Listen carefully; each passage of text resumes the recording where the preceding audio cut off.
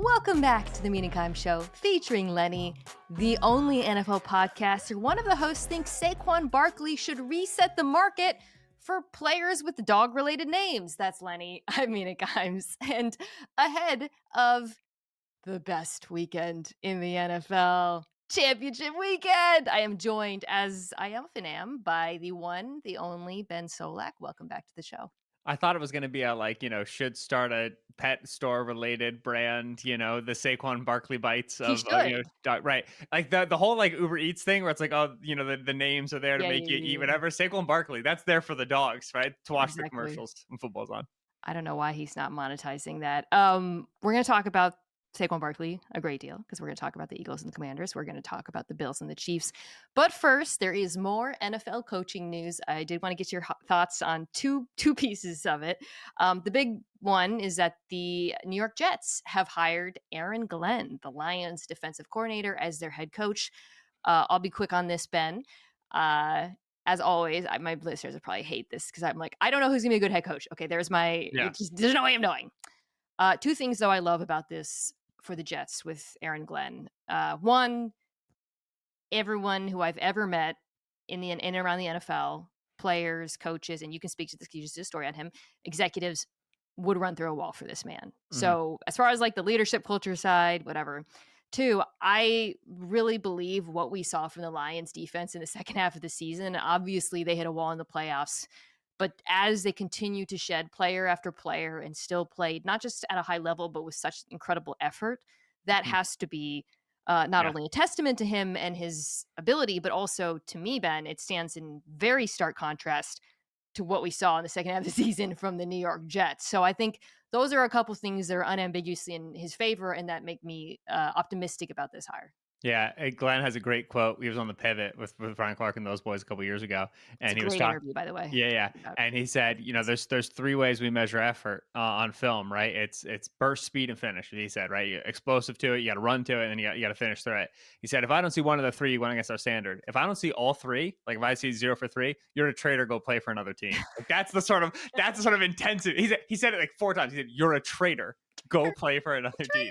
I know it's the best thing about asking people about Glenn and kind of that intensity was everybody was like, yeah, no, he'll chew your out. Everybody said like, yeah, he's intense. He'll get in your face. And I said, okay, do you have a story of him doing that? And none of them did.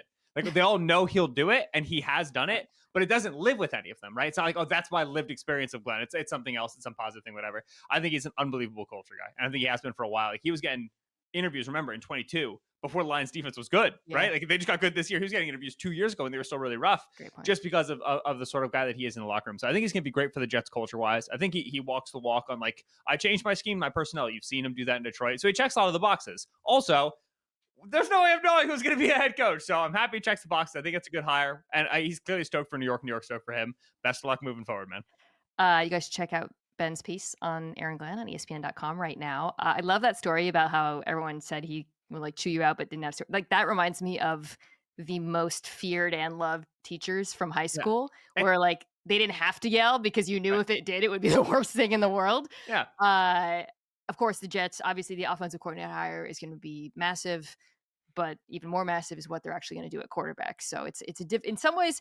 I mean, the Jets came in low in my head coach rankings because of the ownership and because of the quarterback. The roster still has a ton of talent. And I am very excited, by the way, to see him work with that defense because there's still really, really good players on that side of the ball. So that is one piece of news. The other is just hilarious. Well, it's kind of two pieces of news that importantly came in this order. First, we are told that Liam Coen, the Bucs' very talented offensive coordinator, hot head coaching candidate, withdrew voluntarily by his own accord from the Jaguars head coaching search. Jags fans devastated. John Shipley, who does a fantastic job covering the Jags, reported that they were in on this guy. They wanted him. Yeah. He withdrew. Then I don't even know how many hours later, another report. Very few. The Jags moving on from Trent Baalke, their much maligned, deservedly so GM. Kind of feel like that should have come before. So I guess, first of all, this is amazing news for the Tampa Bay Buccaneers, obviously, because I think we both agree he did a fantastic job this year. I I cannot believe that this is how the dominoes fell in this order. Yeah, I know. It is stunning that there was such a clear public outcry from the fan base and a clear body of reasons why Trent Baalke should not remain the general manager of the Jacksonville Jaguars. Not only did he, but Shad Khan acknowledged that reality by saying, "We're going to interview head coaching candidates. Yeah. Baalke's going to lead the search. And depending on who we hire as the head coach, we might move on from Baalke." As if to say, if Baalke hires a guy who wants to fire him, then we'll fire Baalke, which he's never gonna do. And so Ben Johnson, they interviewed Vrabel to the Patriots. They interviewed Ben Johnson to the Bears. They interviewed Liam Cohen. I'm not even going somewhere else. I'm staying where I am rather than going to work for you. And then at that point, Shad Khan goes, "Oh, wait a minute. Maybe we should open the general manager job." It is a fumbling, a bumbling, a stumbling. Really, like, even if you told me it was the Jags, I wouldn't have believed it happened until I saw it in the news. Unbelievable. I guess Jags fans, you did finally get him out of the paint. So there's that. Mhm. The Jags job is now good. After all of this, it's now I good. The know. problem is the best four candidates are off the board. It's so there's been a lot of smoke around Robert Saleh, who might be the single biggest winner of the New York Jets collapse. Might be is Mhm. being a likely candidate there. Sure. I mean, I Saleh obviously got such a raw deal with the Jets that I actually am kind of intrigued by that. I think, especially again, watching that Jets defense after he left. Another guy who was very well liked, by the way, around the league, Robert Saleh. So we'll see what Mhm. happens there. There's still Joe Brady is a name who's still obviously we're going to talk about him in his offense, but he is someone I think a lot of teams are still interested and excited about. Kellen Moore's name, who maybe would be in the mix. He's still in the playoffs. So we'll get to that when the Jags do make a hire. But Wow, you yeah, named several playoff offensive coordinators, but what about Brian Schottenheimer, who's available and in demand? Not second interview Schottenheimer? with the Cowboys, I saw. Cowboys Unbelievable. fans are going through it. It's gonna be They're a great going cycle, through it. Mina. It's gonna be a great cycle. Oh my god. All right. That is I thought you were gonna say you didn't mention Cliff Kingsbury, who actually is calling a great offense right now. He Credit is. where He credit's due. absolutely is. Uh let's start with that. We'll start with that game because it comes first, Commanders Mhm. Eagles. But I don't want to start on that side of the ball. I want to start on the Eagles side because there are still a lot of questions about well, I was gonna say the health of the quarterback. I could just say the quarterback and leave it at that. I before we started, I showed Ben. I did another YouTube video where I power ranked the playoff teams by position and did like a little ranking system. And the Eagles were like the best in almost everything except for dead last in the quarterback of the four teams left. So why don't we start there? Like, what have you been hearing about Hurts, his availability? How much do you think it matters? How much do you think it matters in this game? Let's start with the big glaring Jalen Hurts in the room. Yeah. So if Tanner McKee goes in, Eagles favored by 7. Now the Hurts Natural.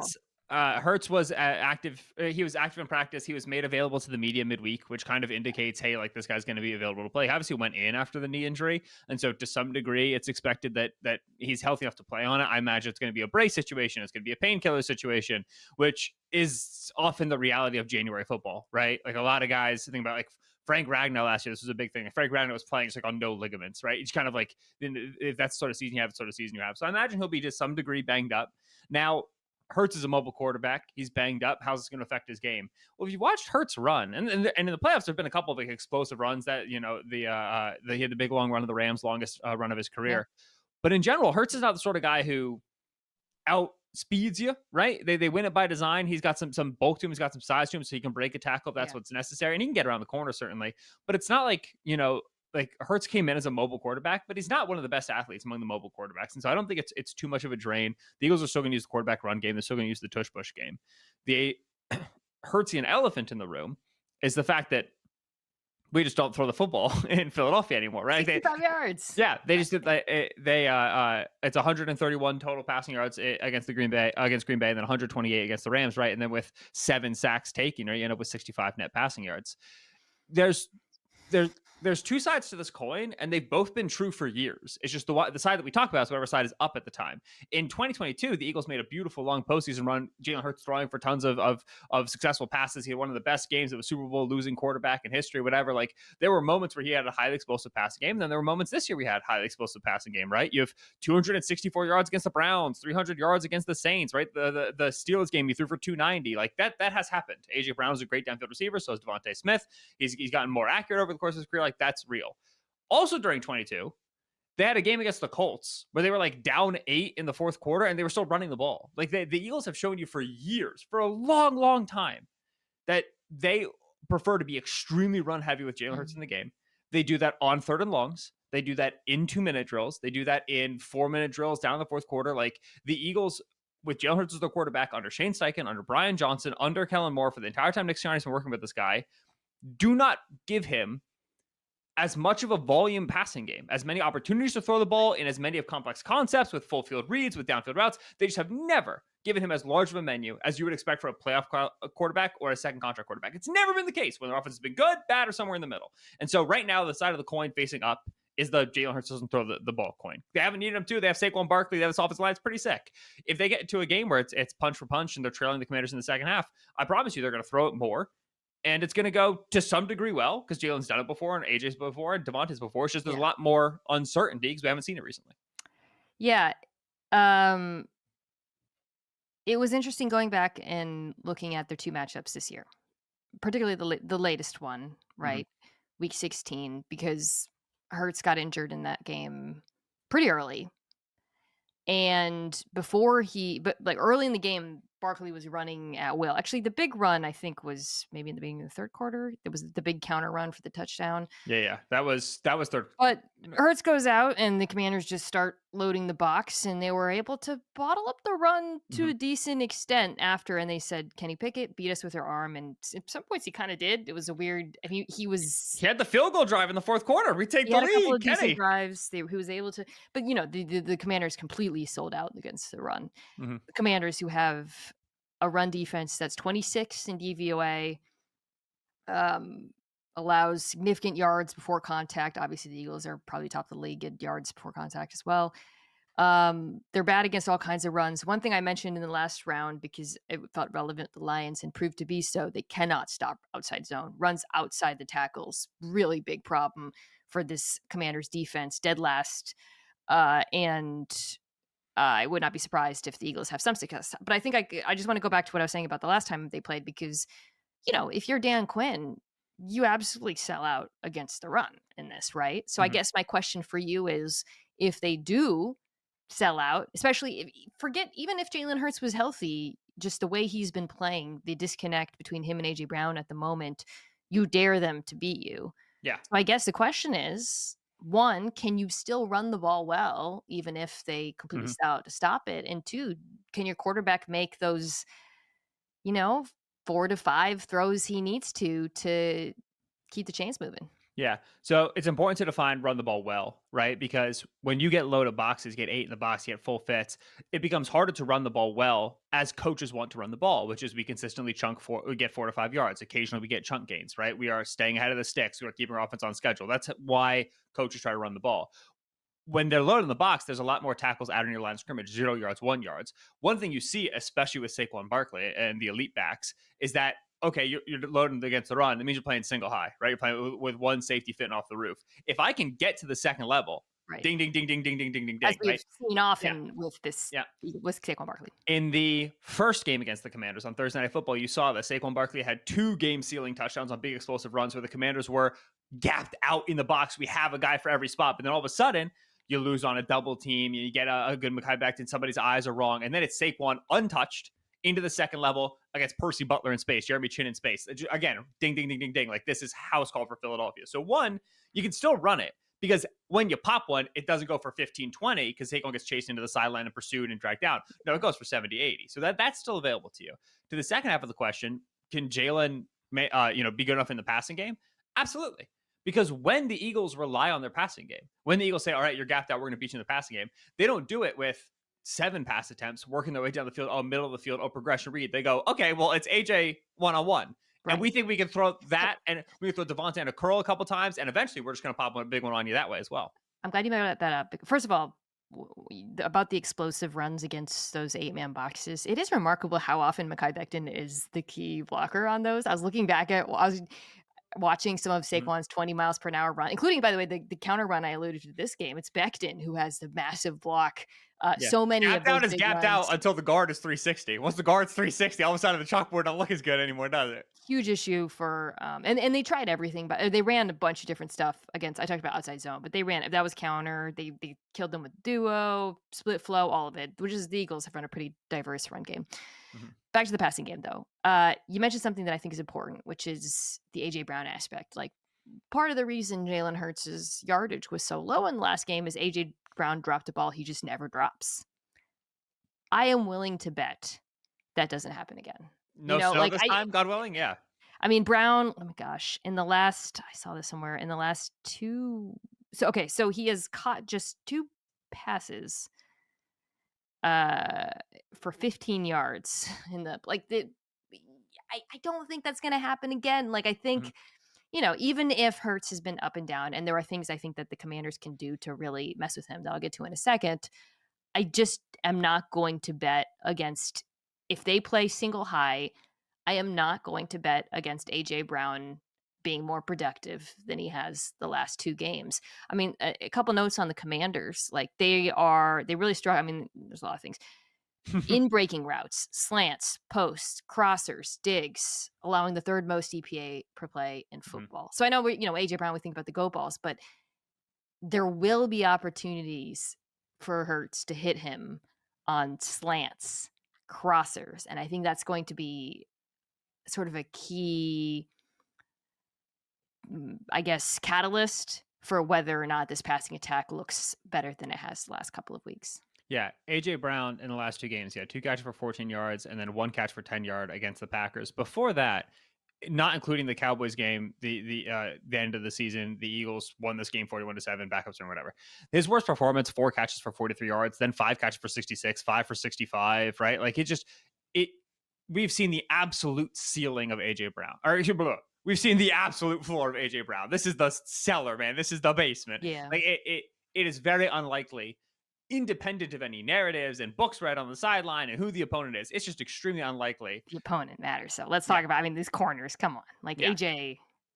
And like AJ, I think is good against corners like Marshawn Lattimore who want to be physical and tend to have success that way because AJ's so big and he can win those battles. Mikey Sainer still been playing great ball, but again, this is a second round rookie. There are chances to get a guy like this, and yeah, you're not AJ gonna be Brown, able yeah. you're not gonna be able to provide a lot of safety help. One thing that is important is that with Devontae Smith healthy and active, the Eagles don't really put AJ in the slot very much. Noah Igbenogany is who's I really had quite the career resurgence now playing in the slot for the Commanders. I think it's been quite impressive here in the Dan Quinn defense. Still, like it's a lot of it's run stuff in coverage, man. Like you'd love to be able to work your slot receivers. The fact that that's John Dotson for the Eagles not necessarily a great look.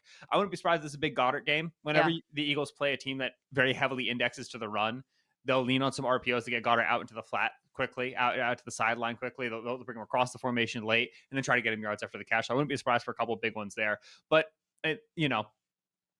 we love playoff samples. We love thinking that playoff games are more predictive than other games. You think about Lamar this, think about Justin Herbert that, whatever.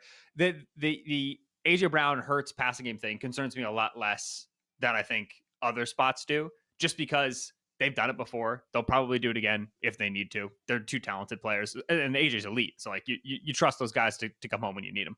I The world in which it doesn't go well to me is less like AJ Brown dropping the football again and more Mhm. just if Hurts holds on to it as long as he's been. And that's Yeah. always the case. And it was obviously a huge problem in the last round. It's been a problem in the playoffs. It's been a problem for various points of, I mean, Jalen Hurts' time to throw this year has to have been the longest in the NFL. I don't have it in front of me, but It it's got was to be up so there. Lamar was 3.14 and Jalen was 3.13. But in the last like 2 games, his time throws been like 3.1 and 3 point something. And Like then it's been like Lamar's a up there. is extended because he extends and then he does Yeah. things when When he's Lamar holds onto the ball, good things happen. his plays Yeah, get better. When Jalen holds onto the ball, his plays get okay. remarkably worse. So that would be matter against anyone, but it especially matters against this Commanders defense because Commanders pass rush is actually decent. I wouldn't say they're, fantastic, but I thought they have played pretty well the last couple of games. The issue for them is just when they're unable to get pressure, when quarterbacks Mhm. get rid of the ball quickly, they go from being actually so in versus quick game, pardon me, versus throws over 2.5 seconds, they are 10th in EPA per play. Anything less than that, they're 31st. And that's a pressure. That's really just if they're unable to get pressure because quarterbacks throw the ball quickly, things kind of fall apart for this defense. Um, this is really, that actually is also true, by the way. When the quarterback is not pressured, they are one of the worst defenses in the NFL. So for Hurts, it's just, I mean, it's always going to be important, but I think in this game, it's especially important that he doesn't hold on to the football. Mhm. One thing that concerned me in the last game that I think could be an issue for him, and I something if I'm Dan Quinn, I would absolutely lean into is those simulated pressures. Really, really struggled with those Mhm. in the last round against the Rams, and has struggled with them at points during the season. If I'm Washington, Frankie Deluvu, I do not want Hurts ever knowing if he's coming or going, right, or dropping, right? Like I am your best chance in this one is making Hurts hold on to the football an extra beat and think, and then you can get home. Frankie's been so good this year. Which Yeah. it was I think before the beginning of last season that we did NFL hipster guys, and Frankie was like the first dude you named. He's now officially broken containment, right? Like Frankie's just straight stone cold good. This is a nice game. You know, Callum Moore talked about some of the head coaching interest. This would be a nice game to be able to get a lot of 3x1, a lot of 4x1, do some unbalanced stuff, which Kellen was known for in Dallas, did it with the Chargers, has not done it as much with Philadelphia. But if you're expecting sim pressure, I want to unbalance the formation because now I've dramatically limited where you can put players. You can't Mm. line up with oh, they've got three guys on the weak side. Yeah, okay, well they're coming. Like it's we've now made the math a little bit more obvious, and I'm much more likely to get if I get press coverage and I can throw that go ball, throw the back shoulder ball. But if I get off cover, then I can just throw the Devontae Smith curl until the cows come home. Right? It's another thing that I can try to force structurally. And so if Dan Quinn goes, I want to keep the reads muddy and I want to keep the pressure, simulated, confusing the droppers from where, then for Kellen Moore, it's very important to force the issue formationally, right? The Eagles, they can't really force the issue personnel wise. The Eagles have very limited personnel groupings. So you have to do it formationally. This would be a nice game to be able to go unbalanced a lot and then just tag runs to passes, Yeah. and be comfortable using the passing game as an extension of the running game. Yes, Jalen has been holding the ball for a long time. Yes, the AJ thing isn't working, but he can still throw a curl. He can still throw a drag. He can still throw the arrow RPO. They scored the touchdown with Dallas Goedert. Like the simple RPO stuff, that's bread and butter. Keep that going. Yeah. I really like that point. It's funny because the Commanders got how many RPOs did they call in the last game against Right. the line? The limit does not exist, and I do It's a think that big a lot of year for college offenses in the well, playoffs, man. So many is RPOs. is actually a lot of the things you're talking about, I'm kind of thinking like a lot of the things that the Commanders actually did for Jaden Daniels in the last round are things that in a very different fashion, although there are some interesting similarities between their offenses in terms of the formations and the way they spread to run. But a lot of those things I actually would advise doing for Jalen Hurts in this round, which is kind of funny, right? When you think about Cliff Kingsbury offense. But I do think, yeah, you just got to, it's just so important that you find ways to get the ball out of his hands because the worst thing in the world is well, frankly, you really just saw it Mhm. in the last round against the Rams. I just feel like that Yeah. And that was on a fine, acceptable, totally cool game script. Imagine trailing game script, which, yeah. every time I'm on the spot, I say it. But the Eagles don't trail the second half. They've never done it. And they're in the conference championship. And so if you can get them in trailing game script, now the quarterback feels like he has a hold of the football. Now the pass rush knows they can get after the quarterbacks. They're not reading run and they're not expecting run. Like if Hurts was liable to that against the Rams, a game the Eagles led pretty much the entire time, man, Yeah. if you can this if you're Dan Quinn, this is a game for the first quarter fake punt. This is a game for the first quarter flea flicker because if you can get the drop on this team and put them in pure pass, oh man, they haven't been there in a long, long time. You talked about Luvu. Is there any I mean, because the Commanders defense, Mhm. when I did that whole exercise where I ranked them, it was really I mean, they were just at the bottom of every possible metric compared to the other three, teams in the playoffs. Um, have you felt that they have improved though as the year has gone on? Because Mhm. I talked a little bit about the rush that they were able to generate in the last round. I actually thought, eh, I was going to say, I'm not going to say that the run defense was impressive, but I As do the think, Lions? yeah, no, not No. against the No, Lions. I'm not giving you that one. But I think in the prior game, and I think just like at various points this season, I do think that first half of this year, I thought this is one of the worst defenses in the NFL. It's definitely not comparable to the other three in this unit. But have there been has anything that they've done impressed you, or do you think presents any issues for Hurts in Mhm. particular? So the thing that they were doing against the Lions, which is how like it's kind of like the title of the Dan Quinn book is like how to survive running the same two fronts, right? Like what do you have to Yeah. do? They were just spiking. They have Endurance Armstrong and Frankie Luvu, guys that they can put on the edge, and Dante Fowler as well. I should bring up guys that they can put on the edge who are really quick off the ball, right? Very excellent first step. And so what they do is we are not trying to make sure we have a guy for every single gap. I said, they'll play gapped out. They have the bodies, but it's not like we're trying to win every single gap and string you out, make Saquon bounce and move and think, and then we clean it up.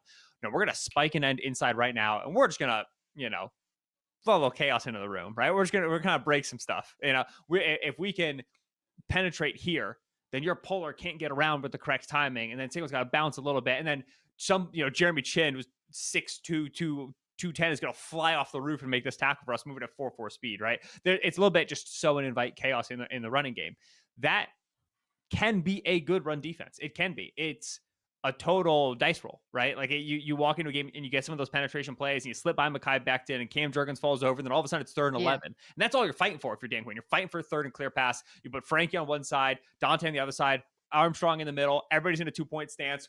We're rushing like that. So you're kind of sowing chaos, just looking for that 1 third down opportunity. So it can work. It can also get deleted off the face of the earth.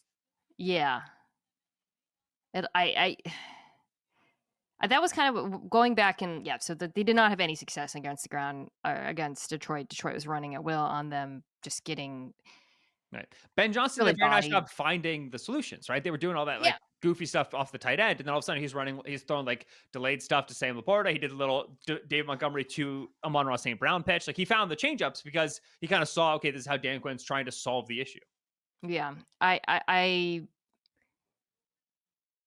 don't feel like if you go by sort of the regular season numbers and the performances of these teams and the talent and all of that, it feels like an incredible mismatch. However, given the health of the quarterback and some of the inconsistencies in the pass game, and if they are able to, because we talked at the beginning about sort of the selling out against the run and the risk for explosives. That's fine. You still do it. They're Mm-hmm. still going to do it, right? There's no world in which they don't, Mm-hmm. unless do you disagree with like there's No. no. So we're going to talk about the other side of the ball in the moment, but I guess I'll just say it's a mismatch. Like the Eagles should be able to dominate them because of the way that they're compromised and the talent discrepancies. But I am still apprehensive after watching how this quarterback has dealt with pressure over the last couple of weeks. And, Mm-hmm. he has also again, I know you talked about sort of the ways that Kellen Moore can help him against those simulated looks in terms of clarifying the picture with formations. That's fine. Yeah, I just want to see Yeah. it. I don't know, man. Going back and watching all 7, was it, of the Jalen Hurts sacks? It was I tweeted during the game, I was like, this is a infuriating. very, very bad Jalen game. And Eagles fans got real pissed off at me. But you go back and you watch that, and it's like, listen, They're on this him. is not good quarterback play. Now, it is very cold. It is Yeah. snowing. This pass rush is a son of a gun from the Rams, right? I mean, like they are just constantly. Hurts is not accustomed to being pressure. He plays behind the best offensive line of football, and so if you can start to snowball, pun intended, if you start to snowball pressures on him, like he will start seeing go, start patting the ball, be indecisive. I think you're the most likely outcome is that this Eagles game on offense looks like every single Eagles game on offense has looked this season, or almost every Yeah, it's single game. kinda Like most, exactly. Like yes, the Rams showed us what it can start to look like when it snowballs in the 3rd quarter and the 4th quarter. But you got to be able to get there, and most of the time you don't get there. Most of the time it's well, just a slow lean on you for 4 quarters. going up against a quarterback who's been on an absolute heater, you have a very good defense. Mm-hmm. The last time they played, so I mentioned Hurts got injured, and you kind of had to throw out the rest of the game from there. But on the other side of the ball, this was an interesting one to revisit. There are things that the Commanders did that I think will continue to present problems. And then this is sort of similar to what I said about A.J. Brown. The Eagles defense just had like 4 or 5 absolute bozo moments that I don't think are going to happen again, whether it was busted coverages, too many men on the field twice, I think. Yep. CJ Gardner-Johnson getting ejected from the game. It was an My absolute dear defensive boy. meltdown. It was a meltdown for the defense. So that I don't think is going to happen again. I do think Mm-hmm. this defense is very good. But there are things that Daniels did in this game that I think will continue to give them problems. Many The thing that really struck me was how explosive and efficient he was out of empty. He was an empty a lot against Mhm. this defense, and I want to get your thoughts on that. He averaged 12 yards per play out of empty, 14 plays out of empty. The Commanders ran it second most in the NFL behind Buffalo during the regular season. A mixture of big scrambles, and which is part of the reason why empty is so dangerous with Washington because of his rushing threat. Also hitting though on some explosives as well, hitting on a couple go balls. A lot of his production came on go balls in this one. Do you think there's anything about the Eagles defense that makes them uniquely vulnerable to that? Does it concern you? Does it strike you as something that he can do again?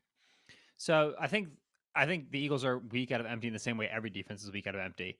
If I know your empty checks, right? If I know what coverages you want to be in against 3-by-2, against 4-by-1, when the back is out, when the tight end is close, like if and Vic Fangio's defense been around for a long time and it's very sound, but also Vic calls what Vic calls, right? The game winning touchdown, which got written about and it was well reported, and David Blau, who was a assistant quarterbacks coach, designed this red zone play and presented to Cliff Kingsbury. But that red zone play, like it was a beater to what Vic wants to do in the high red zone, right? Like we kind of know what you want to be coverage wise, and we know where you think your strengths, your weaknesses are, and how you're going to match routes, and we're going to be able to kind of bust that. And so Cliff, who I thought, I mean, the Cliff Lions game was the best game I think I've ever seen from a Cliff Kingsbury offense. Like, there's been years of NFL hype around Cliff Kingsbury, and I've always been like, I don't know where this is coming from. That Lions game was a delight. I mean, that was exactly what it's supposed to look like in terms of a college mind bringing unique Yeah. stressors to an NFL defense that's just like not accustomed to playing an offense like this. Cliff, I think, has done a really nice job in his staff in the red zone this year in unique formations, right? They did a lot of pony personnel stuff to the Eagles in the first matchup in empty, where they say, oh, we found one little knob we can twist where if we put two backs on the field, if we go empty or if we go 4-by-1, you do X. And we are going to just hammer the fact that we kind of know you're in this check and we do some unique things out of it. Because they can play 11 on 11 football. They package the run with the pass really nicely. And so the main thing for the Eagles is being willing to pitch changeups. Now, they kind of did that in the second game, started blitzing them a little bit more.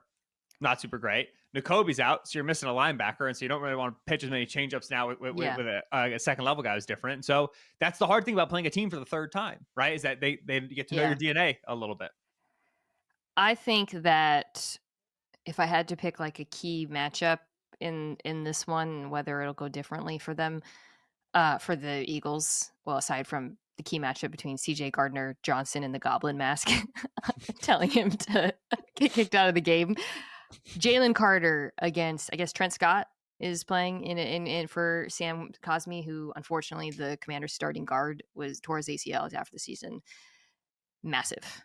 Mm-hmm. Jalen Carter last seen calling game against the Rams. What really struck me, Ben, you talked about Fangio blitzing more. Eagles 4-man rush was not getting it done last time these teams played the Commanders in Week 16, and that's, I think, is part of the reason why Vic started blitzing more. And we have seen Jaden Daniels, and credit to him, man, because this is not often a statement you make about rookie quarterbacks. You don't want to blitz him. He is one of those quarterbacks who, I'm not going to put in the unblitzable category. Situationally, you can, but a blitz-heavy game plan against him is just not the way to go, and it's not where he has struggled this year. So I guess my question is for you, like, do you think that, one, looking back, do you agree with me about the 4-man rush in the last game? Two, do you think it'll be different this time, especially with that Carter versus backup matchup? I think they were really oriented on not rushing past Jaden, right? I think they were doing the thing where, like, all right, everybody's going to take, especially on the edges, a little bit off the rush here, and we're going to be more oriented on pushing the pocket and not giving upfield escape lanes, so on and so forth, which the Eagles are not built to do that at the edge position, right? Nolan Smith, Josh Sweat, no Brandon Graham. Graham is such good pocket collapser. Yeah. No Brandon Graham after the season. Yeah. Bryce Huff, Jalix Hunt. These are longer and leaner players, lighter guys. They are not great at collapsing those tackles in. And so when you start to ask them to do that and do a little bit of the mush rush stuff to try to contain the quarterback or make sure that if he has to escape, he has to go out the back door behind the line of scrimmage and then come around, the edges were not too good at that. Defensive tackle wise, Jalen and then Milton Williams, are the rush tackles, upcoming free agents, going to get paid in a big way. I thought those guys in both the first game and the second game were doing what they usually do. And Cosmi had good reps against Carter, but I think Carter largely, gave Cosmi a lot of trouble that players failed to give him over the course of the season. Cosby's had a really good year. Now with no Cosby, like if I'm Vic, I'm saying, all right, we're just going to win with the interior rush consistently, and like I'm going to put Oren Burks in spy positions. That way he doesn't really have to do a lot of coverage stuff. And I'm going to move Zach Bond around to weaponize him. But I think I can get upfield interior pressure very, very fast in this game. And either Jaden's going to get out the back door on that, at which point I've got him 12 yards behind the line of scrimmage. He's going to get some plays on me, but not too many. Or if he beats that in the pocket, he still has to climb forward. I've broken pocket integrity, and now I can get a free body on him, right? Some zone eyes on him, and I can get someone to go step up and force the issue. The main stress that the Eagles put on the Commanders is that the Commanders aren't a big drop back passing team. They're not a big throw beyond the line of scrimmage, beyond 5 yards team. Yeah. They're one of the lowest explosive pass rate teams in the league. When they go to do it, the Eagles are so goddamn sticky, right? Like you brought up, right? They had Quinion Mitchell busted coverage, and Alameda Zaccheaus. They had one great throw to De'Ami Brown. Like they hit on their deep shots, but in general, like Jaden really struggles to throw middle of the field against the Eagles in 2 games, intermediate level against the Eagles in 2 games, because they just match routes so well. And so I want to be able to trust my coverage, get one penetration player, and then we'll clean things up in the second reaction play. His interception was deep middle of the field, if I remember correctly, right? Wasn't Which one? He threw a couple. In the second game. In the second game, he overshot Luke McCaffrey on what should have been the game-losing drive, right? And then that got tipped up in the air and caught by Reed. He threw another one to Chauncey, also over the middle of the field, overshot it. The Eagles match up very, very nicely into the Commanders' drop back game. Another opportunity to get them into 3rd and long. They cover very, very well against the Commanders in the first 2 games. Yeah, I think I am very confident about the Eagles secondary. We talked about this after the Rams game. I mean, the snow helped too, but like every single one of Matthew Stafford's throws was contested, it felt like. And some of them, the receivers came down with them. But like you watch that and you're like, it's fine. Like you're living with it, right? And I think if you do that to the Commanders, I'm trying to remember how much man they played the last time, by the way, if they played more than how much the Eagles played against the Commanders. Yeah. I think it was a little bit above average. If memory serves. Above average. A lot of stuff on the outside, though. Yeah. A lot of stuff on the outside converts to man because they'll just leave Quinion and they'll leave play and then they'll match stuff on the inside. I think we talked about the rush issue in Carter. The other thing I think, like going back, he had 9 carries. Jay Daniels had 9 carries for 81 yards. Watching them, it was interesting, Ben, because like there were always different. There were some moments where they just simply didn't account for it properly. There was no spy, or they were blitzing, and just there was no rush lane integrity. A few times actually that happened to them. Some of them were designed runs that I thought were just well executed by the Commanders at the line of scrimmage. A couple of them were to all go out of empty, and we talked about earlier that it's just like a problem, right? Against quarterbacks who can do that. I do think like you talked a little bit about the fear of those like pass rushers not being able to, they're smaller and lighter and overshooting him. I think Vic has to have a better plan than he did in the first one for Jaden as a runner, because I'm sure the Eagles, without looking it up, their numbers against scrambling quarterbacks are probably amongst the best in the NFL. It's not a weakness of theirs by any means. But Jaden Daniels is really hard to stop on the ground, man. Like I just going back and watching them, I was like, I said to myself, holy crap. Like there were so many times when I thought they had him dead to rights, and he's just so dang elusive as a runner. And it was a real problem for Philadelphia the last time these teams played. Yeah. Scrambling quarterback's not a weakness for the Eagles, but whatever defense is facing Jaden Daniels has a scrambling quarterback problem, right? Yeah, right. There's a bar that you clear where it's like, all right, there's a problem for us. He had the 29-yard scramble on 4th and 11, which was really a backbreaker for the Eagles in the second one. Other than that, right, it was 8 carries for 50 yards, which is about an average Jaden Daniels game if you don't look at like some of the ones where he was injured, like after that rib injury, which obviously the first time the Eagles played, 7 carries for 18 yards. He was still off the rib injury. It was pretty clearly affecting how much he ran and how well he threw the football. And so if you tell me the Eagles get 8 for 50 on Jaden Daniels running the ball, I'll be like, yeah, like that to me, that's an acceptable day. Not a good day, not a bad day. That's kind of a little bit what you're going to get against a player like this. You throw in that additional 4th and 11 huge run, and that's what, again, like that created a scoring opportunity and started to spark the comeback. I think that like The only team that's been really successful against Jaden I mean, running 6 the of his 9 runs were successful, though. I know what you're saying, yeah. that it was a little bit skewed by they weren't Mhm. all explosive outside of that one. He was getting first Right. down, so I just 6 wanna yeah, 6 for 9 is 66%. That's below his season I average, know, I'm just okay, which is yeah, right. nuts. I'm just saying it's still it was a problem. Yeah, I going back and watching, I was like, "Well, that's a first down, that's a first down." Like, it just yeah. and he The is very good at he is interesting because he does have that Mahomesian quality where it feels like he always gets just enough, right? mhm. He'll get plus, but, yeah, I just think Yeah, he's most dangerous when he steps up through the pocket. If you go and you look at his explosive rushes, they're always ones where he climbs up vertically, he gets into the second level in the middle yeah. of the field, and then he can read everything out. When you flush him, because he doesn't really finish through contact, when you flush him, you can just get him to the sideline. You can a little bit stem the flow, right? Again, he's going to get yardage on you. He's going to pick up first downs on you, but you're not going to lose to the big 20, 15 plus yard runs. The only team that's been consistently good against Jaden Daniels, the rusher, not even consistently, because the first game they still had problems with him. The only team that is good against the scrambler is the Cowboys, and it's because they can sack him. It's because Which Micah is very hard to do. yeah, exactly. It's because Micah can get him down. That's the whole solution, right? It's just having such a counterpunch, unbelievable freak athlete that you can hawk the guy down in space. Nobody else can do this.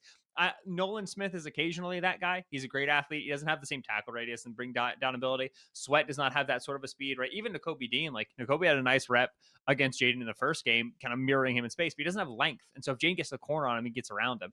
So yeah, your best solution is to be able to get him down, but you're not going to do that on every single play. So you have to take the positives and get off the field when you can. And when you get the negatives, try to get him to the sideline. Don't give him the entire field to work with. So, I'm going Eagles here, who are favored, I don't know by how much, I'm sure you know, but, 5.5. okay, that seems fair, but, I'm very concerned about the way the quarterback is playing. However, I think if I had to make, like, an overarching case for why, I don't think A.J. Brown is going to be as MIA as he's been, Mhm. and I also think the Eagles' defense is not gonna go full bozo like they did last time. I think they're too good, and I think there were some very, very uncharacteristic errors the last game, so Yeah, it's important to remember. Yeah, like the Commanders' beautiful comeback in the last game, amazing. This was a game that really like everybody started to go hog wild on Jane Daniels. It was 27-14 at the beginning of the fourth quarter. Eagles were leading. It was with Kenny Pickett at quarterbacks. They couldn't salt the game away, right? If you give the Eagles a yeah. fourth quarter lead again, like Jane's going to get half as many drives as he did. And also he threw what should have been a game losing pick, and then Devontae Smith drops the third down play, the only drop of Devontae Smith's That's right, yeah. game this only drop this season, and they get the additional drive. And so it takes a long time Yeah. to beat this Eagles team. It takes like a lot of string a lot of drives together, and they have to give you a lot of chances because they're just so good at controlling the pace. So long as you give me Saquon this offensive line, I think the Eagles are going to get a lead and then nurse it. So I expect the Eagles to win, but the Commanders have done it before. Yeah, and I also think, like right, I forgot, more than half of his yardage came from those 4 go balls in this game, by the way. Mhm. Uh, yeah, the Saquon too, like, we discussed at the beginning, even if they sell out to stop him, that actually means he could crack off 1 or 2 of those explosives as we've seen, Mhm. so there's always the risk reward of that. Alright, let's take a quick break, come back, and talk about what's probably a closer line. Bills Chiefs. I actually don't know who's What would you set favored it? Set the line, Mina. You're the in buck. Kansas You're the Bucky. What City. do you In got? Kansas City, I'm guessing Chiefs too. Oh, on the nose. On the nose. With equal juice too. Look at her. She's a pro. Okay. I want to talk to you before I pick this one. I have gone back and forth a few times. I'm extremely Um, confident in who I'm picking. oh, wow, I'm shocked. That wasn't a bragger. That was just like I'm gonna help you. I'm with you. I'm on it. Okay, we'll see. Okay, so these teams played. The Bills won. Let's start with the Bills offense, but let's talk about kind of what happened last time because I think it's pretty important. So going back to my notes from this game, the number one thing that struck me, Ben, and that I think is really important in this rematch is the Bills possessed the hell out of the football. It was the Chiefs' defense lowest time of possession of the entire season. Buffalo, in their win, was able to put together multiple just excruciating Chiefsian, Hmm. let's call it what it is, drives. And it wasn't even I in my memory, I was like, wow, they must have ran the ball really well. Hmm. That really wasn't like it was in fact a lot of the passing concepts were actually very Chiefs like, to be honest, especially when the Chiefs played man coverage. But it was just a very efficient day at the office for Josh Allen. Khalil Shakir was incredible in this game. They had him targeting all of the Chiefs' weaker coverage players. He was getting yards after the catch. They also hit on a couple go balls to Amari Cooper, has not been seen, I believe, since that day. Uh, they went after Najee Johnson, as the Chiefs Mhm. corner. Now Jalen Watson is back. But I think let's just start there. Like, do you think that the Bills can control the ball the way they did in that game? Mhm. Because that was really and then Allen as a runner, who we should also talk about. But the controlling of the football and the time of possession is really what jumped out to me. Yeah, I could not agree more because the first thing I went to was this willingness for the Bills to play a possession game, right? I think a lot of the 2020, 2021 games we remember Allen versus Mahomes, haymaker game. These games recently have been jab games, right? They've been all right, it's going to be a long fight. Let's see you can kind of accumulate over time. When they played in the divisional round last year, the Bills had the heaviest run rate over expectation of any game that season. They were running the football. Let us bleed this clock. We Yeah. are going to inch our way down the field. They ran more six offensive line sets in that game than at any point in that season. It was kind of a foreshadowing of what was to come Yeah. this year, where the Bills would become a more run heavy team and a six offensive line team. That's how they wanted to play against Mahomes. I think even then in that game they knew, okay, we have to be able to control pace. Then in week 11, you're going to expect, okay, the same thing kind of worked for Yeah. them really well. It was a one possession game and there was some turnover luck and Bass missed a field goal, okay, whatever. They come out with the same philosophy, but they're willing to let Allen throw the football. He's kind of earned some trust in 2023 into 2024. Okay, the bozo mistakes are diminishing. You're able to play point guard for us. 75% of Allen's pass attempts against the Chiefs were within 10 yards of the line of scrimmage. It Right? was just flats, outs, flats, outs. I mean, yes, Yeah. that was exactly it. He was just, it was all short. And it was all Mhm. pretty successful. I didn't grab the success rate, but for the most part, it was like an extension of the run game in some ways, but it was very effective against this Chiefs defense, which, Right. by the way, makes sense when you think about the Mhm. Chiefs defense. Yeah, and if you watch Spags, Spags is still willing to blitz Allen, but Spags, you can tell when Spags does not fear a quarterback, when he doesn't respect a guy, and the blitzes come from different positions, and they're playing press, and the safeties are flying down off the roof, and there's some big opportunities down the field. Spags against Allen, man, Spags knows what the score is. He just drops guys off the line, and he plays too deep, and he says, okay, like if you are throwing to the back and throwing to the tight end in the flat and inching your way down the field, I'm going to call that a win. I've seen enough teams play my guy. I've seen enough teams play 15 that I know, sometimes you have to live like this against the elite passers. And so at the Bills, man, the Bills feel like over the last 2 years, they have been collecting the necessary offensive pieces and offensive schemes to play that game that they played in week 11 against the Chiefs, where they scored on every single freaking drive, consistently converted on third downs, consistently set up third and manageables, converted on their fourth downs, converted in the red zones with the quarterback running game with James Cook and Ty Johnson able to catch passes and Khalil Shakir so good over the middle. And we have a couple tight ends who we trust to throw the football to. Like Matt Collins is a great blocker for us. He works in the running game. Like they've just slowly over time accumulated this anti-Chiefs offense, not because it does anything that Spags hates, but because it keeps 15 on the other freaking Yeah. sideline. And it has been, especially the running game, it has been at peak form in the last couple of weeks. Where do you think this Chiefs defense is weak? Because watching them against Houston, it was interesting because in the second Mhm. half they kind of put the clamps on them, but that was really about the rush, right? It was about um, different types of pressures, either getting home or creating chaos, and then the Texans' offensive line and the pass protection as a whole playing like they have all year. However, in that game, Ben, they were able to go after CJ Stroud, Kansas City in a few ways. They actually had some success offense. Two things jumped out to me. Okay, Mhm. one, CJ Stroud hitting all those in breakers over the middle of the field, which is something that he wants to do. But it wasn't just with Nico Collins, by the way, because it was like, okay, we'll make you beat this with anyone but Nico Collins, and there's some he hit a Yeah. few slants to Hutchinson, and so that's the one thing. And I was shocked rewatching how well Houston actually ran the ball on Mhm. Kansas City. Did that surprise you? Do you think, because with the Buffalo Bills obviously have one of the best games in the NFL? I mentioned the last time they played, it wasn't really, we just discussed about running the ball. Do you think, however, that's something that they might lean on a bit more in this one? Or do you think it's just gonna be an actual just gonna repeat the exact same game plan? I think absolutely they're going to run the ball more. The Bills Yeah, have me too. faced in the Broncos the best run defense in the league by success rate over the regular season, and they put 50% success rate on them, handing the football off, or Josh Allen keeping it. It was the best game any team has played against the Broncos run defense by success rate all season. They played the Ravens the subsequent week. The Ravens were the second best run defense by success rate all year. The Bills put 51.6% success rate on them. It was the best day anyone's had running the ball against the Ravens defense this year. Chiefs started the year very good in run defense. Since then, like Yeah. they're middle of the pack right now by most metrics, but the arrow is pointing down. Now, some of that was we're trying to solve our passing game problems, right? Our corner two got injured, Jalen Watson's out. We're dedicating more resources there. But man, like this when this run defense was at its peak, 21, and then kind of they had these big playoff performances. I'll tell you, Justin Reed was a little younger back then. All right. And they had a guy in Willie Gay, I thought played very nicely next to Nick Bolton because some of the size issues. And now Nick Bolton and Drew Tranquill, deep offenses know the score, man. Those are not big linebackers. We can get vertical on those guys. When you watch the Bills run the ball against the Chiefs, you ask me, like, where would I attack this team? The Bills do whatever they can to just not run at Chris Jones. In both the division round game and the week 11 game, they would Yeah.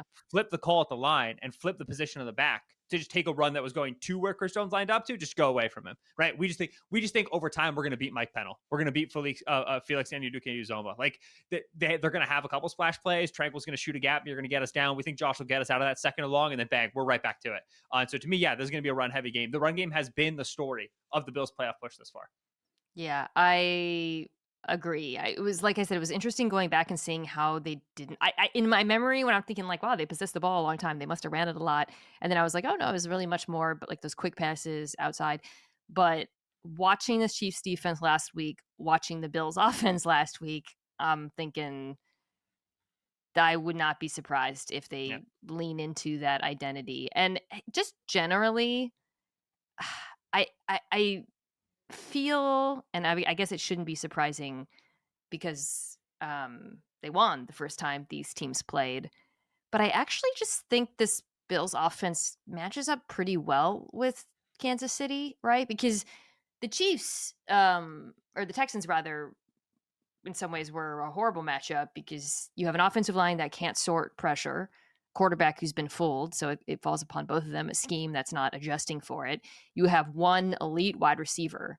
Well, that's plays right into the Chiefs' hands. They are unbelievable at designing pressures, but outside of Chris Jones, they don't have guys who win. And then Mhm. they have one unbelievable cornerback who can shut down anyone, and they can game plan around that. That doesn't really matter to the Bills, right? Like Mhm. they're target agnostic. Mhm. You never know. It like I said, it was Shakir, randomly Cooper. We'll see if they can get anything at him. They will find your weakness in coverage and press on it. And they have a quarterback who can't be sacked. Mhm. It's like literally unsackable, playing behind a dominant offensive line. Like I don't Can I know. add? Can I add one more thing? Yeah, add one more thing. Yeah. Yeah, they have a quarterback in Josh Allen who the Chiefs do not have a second level to match that guy in terms of Yeah. athletes, right? Like I know Nick Bolton's ranked very highly by the league. I've always kind of struggled with his game a little bit, but Nick Bolton, Drew Tranquill, Leo Chanel, who we all love, Leo Chanel. Every year in the playoffs, he's doing cool stuff. Like these guys are not the caliber of athlete to deal with Josh when he gets us out of the pocket. They don't have a fast second level. God, there was a play in the last game where it was I don't know if it was Nick Bolton in coverage. I'm trying to remember, but it involved Nick Bolton running, and I was like, ooh. Yeah, the Bills are big fans of Nick Bolton. I'll tell you that. Watching the game plans, I'm positive that they are. Yeah, Yeah. I I played that I think I posted that one where I think it was him on Knox, which, by the way, is yeah, another yeah. weakness of this Chiefs defense is defending tight ends. Keep an eye on that Mhm. because something they've struggled with all year long separately from Buffalo. Yeah, I don't want to say this out loud because it's the sort of thing that gets clipped and then yelled at for. The Bills offense should get whatever they want against the Chiefs defense for 4 quarters. It is that caliber of an offense right now against a defense that has some issues. I know Jalen Watson's back, and that's going to help the passing game. I understand that, but in general, I think this Bills offense should have every single thing at Joe Brady's disposal. He should be going for every single 4th and 2, every opportunity. They, Yeah. they, they, they should be Well, able to control this whole game. I think the Bills offense is going to have a great day. speaking of 4th and 2s, there was one where I mean, there were the Chiefs defense just generally didn't do a great job handling Allen as a runner in the last game either. Um, I think the touchdown was on a 4th and 2, if I remember correctly. The big run that he had, and it was like a 4-man rush with no spy Yes. or something. Um, Yeah, that's right, because they had a guy come across in motion, the linebacker followed him. Yeah, the 26 yard. Yeah, that was yeah. Yeah, but Allen actually led the Bills on the ground. Wouldn't be surprised if even if the backs have a better day at the office, Allen once again is a huge part of their rushing plan. Um, I guess Oh, that run is so good. yeah, Jeez. no, it's a sick run. I guess I will say for Kansas City, you know, Spags is an individual game planner. I think the fact that this is a rematch makes me a little bit more optimistic for the Chiefs defense Mhm. because there are plays here where whether they were able to take advantage of the Chiefs in man coverage, think about the Samuel touchdown, a few of their play calls. I think they're going to do a better job of handling some of the Bills' use of motion, bunches. The Joe Brady called a really, really good game in this one, and I think that the Chiefs defense will be better prepared. But from a matchup perspective, I do Yeah. like the Bills. All right, other side of the ball is why this is still close for me. Because I mean, well, obviously it's Patrick Mahomes. The other thing though, watching it, like Patrick Mahomes, they had success moving the ball in Buffalo the last time these teams played, right? Like, so going back and rewatching and revisiting, is there anything I talked at the beginning about what caught my eye from the Bills side? From the Chiefs side, offensively, is there anything that struck you watching the Week 11 game? Yeah, Mahomes was extremely willing to hold onto the football in this game and extend. Right, the number one thing coming out of Chiefs 2024 offense, where this isn't fun anymore and it's lame and nobody likes watching them, is that all they do is throw these quick screens and the ball is out very Yeah, fast.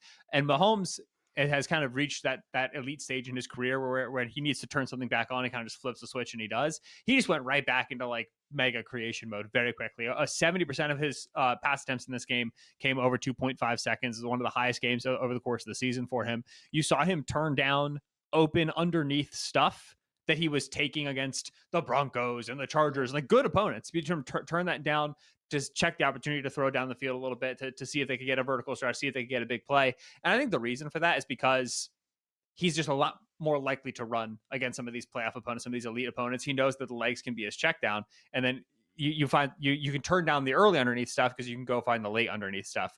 Now, you're inviting pass rush, you're inviting pressure, you're inviting hits. And that's the thing for Buffalo is this defensive line, man. The moment I think, okay, they're good, not great, they have a great game. And the moment I think, oh, they can be great, they have like 4 average games in a row. They're a very hard group to pin down, but they're facing a Chiefs offensive line that, I mean, if you can't get pressure off the left side, you can't get pressure off a Pee Wee team. Like yeah. they should be able to move Mahomes off his spot fairly early. And again, it's the same thing like the Eagles playing Jaden Daniels. When you move Mahomes off his spot, it's not a victory in and of itself. He's going to get you. He's going to break zone coverage. He's going to bend you, and he's going to make throws down the field. But the more you can get to the second reaction play, and the faster you can get there, like within plan, the more likely you are to get some wins on those second reaction plays, and you can actually get off the field. So that brings me to, I guess, the two things I thought that happened the last time that I don't see happening again. Mhm. Mahomes was not very productive outside the pocket in this one, So right? And weird. Yeah. it's weird, right? So like because he's amazing and he is a big play, he just is not just a big plays. He just has his efficiency also when he breaks contain is remarkable. But in this game, he was on the run on 40% of dropbacks, which is way higher than his average, and he was not particularly effective. And that's actually something the Bills have struggled with this year. Mhm. I think I highlighted it when they played the Broncos in the wild card round as being a potential issue with Bo Nix. So Yeah. I guess for the Chiefs, I don't see that happening again. If Mahomes is, trying to extend and make plays, I think he is going to put up a better stat line than that. He didn't And rush once, and he had so many chances to, and he's just attempting throws, so and it's like, I don't know. that's the other thing that you like 0 carries. Like what? Yeah. And going back and watching way the Bills played him, they would often use Milano as like a delayed rusher. So it would look like a 3-man rush or it would be a 4-man rush, but Milano would kind of hang, keep Yeah. eyes on Mahomes, and then he Nate gets Tice after has a him. good series of clips that the way the Does he? Bills. Yeah, it's called mirror Okay, is so they the did that rush in plan. last Yeah, yeah. round. This is what they do against mobile quarterbacks, I Yeah. guess, because they did it. Spags does it against Allen too, right? It's a very good way to kind of deal with the guy. So this last time they played, they did that a few times, and it seemed to deter Mahomes from running, right? And Milano is good, but that I don't think is going to happen again. I think I will Patrick Mahomes, 0 carries in a playoff game, absolutely not gonna happen. Yes. So I think for Kansas City, in terms of going back, we talked about how what the Bills did, and we think they can do it again. I think we're going like it's more likely than not that some of the things that happened last game don't happen for Patrick Mahomes, in my opinion. Yeah, and they were a little bit more wide receiver oriented, and they were trying to get like intermediate throws and layer throws between coverages, and they had some of the Noah Gray stuff. Like Kelsey had a very quiet game in this last one. Mm, The Chiefs were certainly not like it is inaccurate to say the Chiefs spent Week 11 against the Bills when they were previously undefeated, experimenting with some stuff on offense to see what would work. They weren't taking the game that casually. That was not the case at all. However, it very much feels like the common playoff buttons that the Chiefs have pushed over the last 4 or 5 years were notably absent in the Week 11 game. And so you just don't expect offense to play yeah. out for the Chiefs in this upcoming game the way it did previously. So defensively, the Bills you played more man coverage than they normally do in this Mhm. last game. Not a Got to do it. ton, but above that, yeah. Watching Travis Kelsey last week was a reminder. Playing zone against this man in the playoffs is basically booking a ticket to Cancun. I don't know if that might be a little bit. I don't mean like at all. And actually, some of he had, I think the one where he slipped behind the defense. They were playing man coverage and they just had like a bust. But It was extension, yeah. for the most part, that connection between him and Patrick Mahomes against zone coverage, and the Bills play a lot of zone coverage, and the Bills are decent at defending tight ends. I don't care. I am manning him up and making him beat me. Yep. And maybe he will once or twice, but it is a more honorable way Mhm. to go I, down than to I, cede him space. I'm manning everybody up against this team, Yeah. right? And again, like if Mahomes starts beating me with his legs, all right, let's have a conversation. Let's change the way we rush, what have you. But I'm manning Kelsey up. I love that. I'm manning DeAndre Hopkins up. He wasn't going to separate from me anyway. I'm manning Marquise Brown up. He hasn't showed me yet that there's a reason to fear that. Xavier Worthy. All right. Well, like, yeah, again, occasionally they're going to get into a bunch and they're going to release him on a shallow, and I'm going to get caught in the trash, and he's going to get, this is the Chiefs. You're going to give up some stuff. Yeah. However, Worthy has now shown you over the course of the season, especially with how the Chiefs have used him, if you're afraid of like manning up the guy and him beating you over the top, it's happened like twice. Yeah. Like You it's live not with been a that. connection that Mahomes and Worthy have really been able to hit so far. And so, yeah, like I think you live with, all right, they're taking deep shots to Worthy. It's better than dying to all these -6 yard reverses that go for 9 yards, right? The first play of the Chiefs game, the Chiefs had against the Bills in that game was they did a little Mahomes spinner handoff thing where he fakes the handoff here and he spins around this way and then he flips it backwards to Worthy. Don't lose to that, right? Like that's the thing where like chase him across the line, chase him across the formation in motion, right? Follow him around, have a guy for him, and then when he gets that ball behind line of scrimmage, someone's shooting at him right now because you can get him down. Like ask Will Anderson, he got him down with 3 fingers. So yeah, I want to contest and I want to challenge these receivers. Now, Mahomes is going to kill me sometimes, and also Taylor Rapp did not practice as far as Wednesday goes. He's got a hip, which means the potential for safety Cole Bishop to take a lot of snaps, the rookie in the conference championship game at the road in Arrowhead. Ooh. So it sounds nice until all of a sudden you're playing single high with a rookie, and then it's one big play, and you get scared off of that approach. Let me ask you a personnel question. I thought it was gonna be a personal question. I was like, fire, let's do it. Am I overconfident in the Bills' ability to defend the run out of their nickel against the Chiefs when they put multiple tight ends on the field because of, they just came off playing the Ravens. And look, the Ravens ran on them, but the Chiefs' run game is obviously not as good as Baltimore's. Do you think there's a world in which the Chiefs are able to we talked about the Bills running the ball in Kansas City. Do you think the reverse is true? Again, with the Bills offensive line, I think there's always a chance with the Bills defensive line, because it's such a light group and we've seen them have issues with that before. It's such a strong interior group of the Chiefs, but it is worth noting, and this is something that I think hasn't been talked about enough with the Joe Tooney transition to left tackle. Mhm. Oh my gosh, this is amazing. Look at Joe Tooney. Yeah, the running game hasn't been that great in recent weeks for the Chiefs, No. right? It hasn't been at all. And like, again, it feels like it should be obvious, but it's also not really something that I think anyone's done a great job talking about. When you take an elite guard and you bounce him out to tackle, Yeah. you're disconnecting him from the center, and you're putting in there in the left guard spot. It's not like it's like a first round guy that they've been ready to replace him with. I can't remember the name of the young man now. I always want to call him Nick Allegretti. He's not Nick Allegretti. He left. But Caliendo. Caliendo. Yes, thank you. Yeah. I always think of the comedian.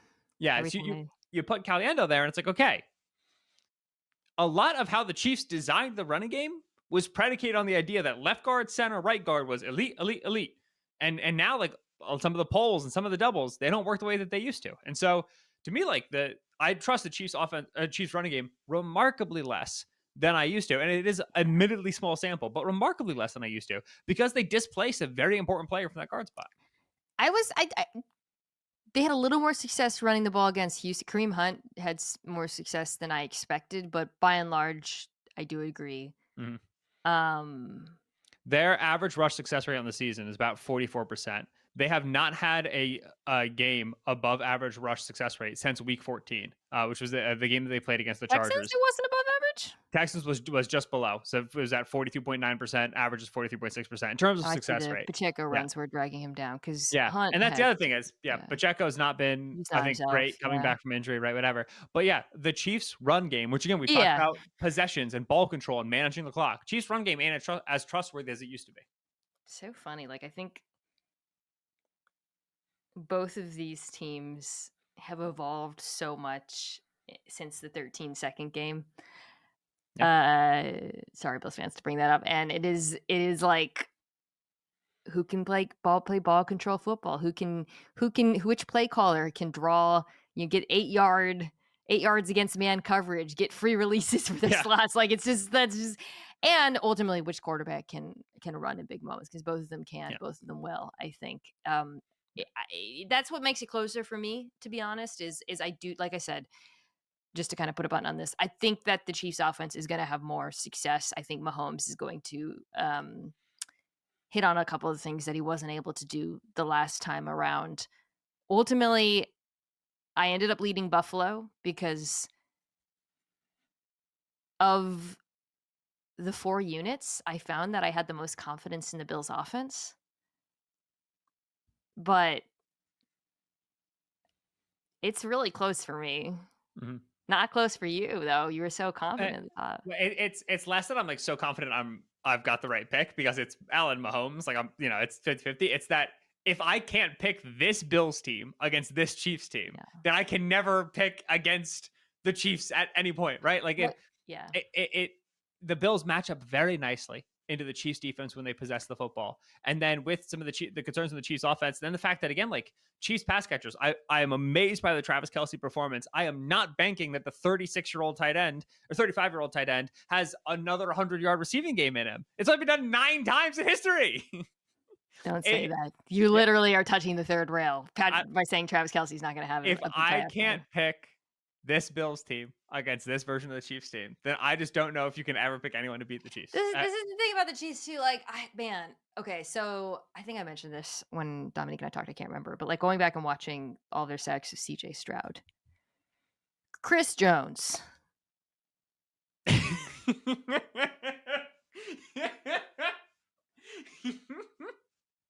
Is still so freaking good. People are like, "Ooh, Karlaftis." Yeah, Karlaftis beat a tight end because 5 dudes were worried about Chris Jones, including and the offensive coordinator and the quarterback. Like I'm sorry, Chris Jones is how old is he? 33 or something? Still so unbelievably dominant, whether it's rushing from the edge or the inside. Oh, he's just 30 flat. Sorry, Chris. Okay, I made it so. Yeah. But I guess that's the thing that struck me is like I said, I'm picking Buffalo, but like Patrick Mahomes, like Travis Kelce and Chris Jones on any given day in any given moment can still do whatever the hell they want. Right. And McDuffie as well. Like McDuffie was amazing. Yeah, McDuffie at times this season, I've been like, oh man, like without Snead, like it's not looking as good, and like there's been some tough games. When the Chiefs get into the playoffs, man, talk about having been there before, talk about having experienced success there before, just kind of knowing who your leaders are. The guys who've done it for years, shocking. They just keep doing it. It's a sight to see. You have a small dog like me, right? Or she's like medium, like 30, 35 pounds. Okay. Does she ever just like latch onto your leg and not let go? And you're like walking around and she's like dragging on. She doesn't like me that much. That's how my dog goes. Mm-hmm. That's what it was like watching McDuffie on Nico Collins in that game. Yeah. It was pure Lenny. Just Oh, man. Football, though, is about matchups, and I still think Buffalo matches up well with Yep. the Chiefs. I am going so you're more confident than me. We're both going Bills, so you're more confident. Yeah. Oh. Harrison Butker not kicking the ball super well. Like everything that is supposed to All these kickers are predetermine. kinda Yeah. shaky, by the way, on all Yeah, but the all Bills have been dealing with that for years. The yeah. Chiefs is a new thing. Your Um, guy in Philly? Jake Elliott has never missed a kick. Don't worry about it. He's fine. Uh, Mm. we have a long running bit in Philadelphia Eagles Twitter and fandom where I don't acknowledge any missed Jake Elliott kicks. I've never seen any of them before. Regardless, I think I like it's going into Arrowhead and it's beating the Chiefs in the conference championship game. It feels impossible, but I trust this Bills team. I try if there's a weak Chiefs team, if there's a vulnerable Chiefs team, it's this one. So yeah, they're gonna get it done. Shout out inevitably to the 150 people in the YouTube comments who will mention the refs are on the Chiefs side. How many texts? How many texts did you get on the roughing calls? Like right when they happened, I got 4 on the first one immediately from like I buddies haven't been walking home. I haven't been loud on either side of the Chiefs officiating stuff because I Mhm. just don't want to. So, I mean, Dominic and I talked about the roughing call. The roughing call was awful, and the scrambling stuff's got it. They, I mean, I don't know if I've heard Aikman and Buck simultaneously express disgust like Ugh, that. It was pretty funny. Okay, Galaxy Brain. I actually think that might work in the Bills' favor because the refs like are going to be right. so sensitive to not calling this for the Chiefs. So I don't know. We'll see. All I know is that we have QB1 and QB2 in this game in terms of quality of play, and we have QB1 and QB2 in this game in terms of quality of flop. All right, just so long as Bills fans acknowledge that 17 loves to take a dive as well. He Yes, doesn't. He doesn't he fish for plays. He doesn't fish for contact as much as Mahomes does on the sideline, but Allen embellishes with the best of them. Watch him too. He talks to the refs. Absolutely, Remember, as well he should. as usual, I have no problem with it. I am Love not it. criticizing it. It is a thing, though. You're absolutely right. QB1 and QB2 in several ways. I am really excited for this game. I am excited to uh discuss the Super Bowl, which will be our next podcast together in live in New Orleans. I also, speaking of live things, if you are a listener to this show and you live in Los Angeles, there will be some news coming your way very soon about something that is likely to be happening on Super Bowl week. So I will put that out on all my socials, and then yeah, just stay tuned. That's all I'll say. In the meantime, that's Ben Solak. You can check out his work on ESPN.com. You can follow him on Blue Sky, X. Those are the 2 things I think you No, use. You're I'm not on Reddit. No, I'm here on Reddit. Reddit's Mina Kimes popping very pro off. Reddit. This is new. This is I news to love me. Reddit. You kidding me?